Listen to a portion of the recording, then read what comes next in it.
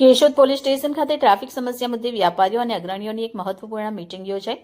મીટિંગમાં શહેરમાં વધતી ટ્રાફિક ભીડ, અનિયંત્રિત પાર્કિંગ, સ્કૂલ કોલેજ સમયની ભારે અવરજવર, બજારમાં ઊભી થતી સમસ્યાઓ અને માર્ગ સલામતી વિશે વિગતવાર ચર્ચા કરવામાં આવી.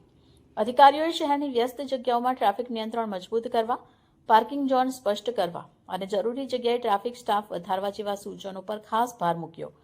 વ્યાપારીઓએ પણ પોતાની તરફથી સહકાર આપવાની અને લોકોમાં ટ્રાફિક નિયમો પ્રત્યે જાગૃતિ લાવવા માટે પ્રયાસ કરવાની તૈયારી વ્યક્ત કરી. શહેરને વધુ સુરક્ષિત, વ્યવસ્થિત અને ટ્રાફિક ફ્રી બનાવવા સૌએ મળીને કાર્ય કરતા રહેવાની પ્રતિબદ્ધતા વ્યક્ત કરી. મીટિંગનો મુખ્ય ઉદ્દેશ્ય કેશોદના ટ્રાફિકને સુગમ અને અનુશાસિત બનાવવાનો સંકલ્પ હતો. કેશોદ પોસ્ટે ખાતે જે શાકભાજીની લારીઓ છે કે શાકભાજીના વેપારી છે, એના લીધે જે સેકન્ડરી ટ્રાફિક ઇસ્યુ થાય છે એ સંદર્ભે મિટિંગ રાખવામાં આવી હતી. જે મિટિંગમાં નગરપાલિકા પ્રમુખ, ચેમ્બર ઓફ કોમર્સ પ્રમુખ, વેપારી એસોસિએશનના પ્રમુખ તેમજ અન્ય આગેવાનો ઉપસ્થિત રહેલ. જે બાબતે આજે ટ્રાફિક ઇસ્યુ કઈ રીતે સોલ્વ કરવો, આપણે શાકભાજીની લારીઓનું અન્ય કઈ જગ્યા પર સ્થાનાંતર કરવું, જેવાની ચર્ચા કરવામાં આવી.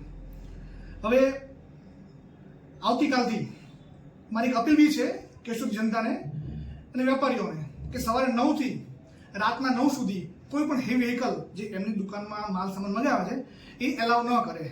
રાત્રે 9 વાગ્યા પછી કોઈ ઇસ્યુ છે નહીં.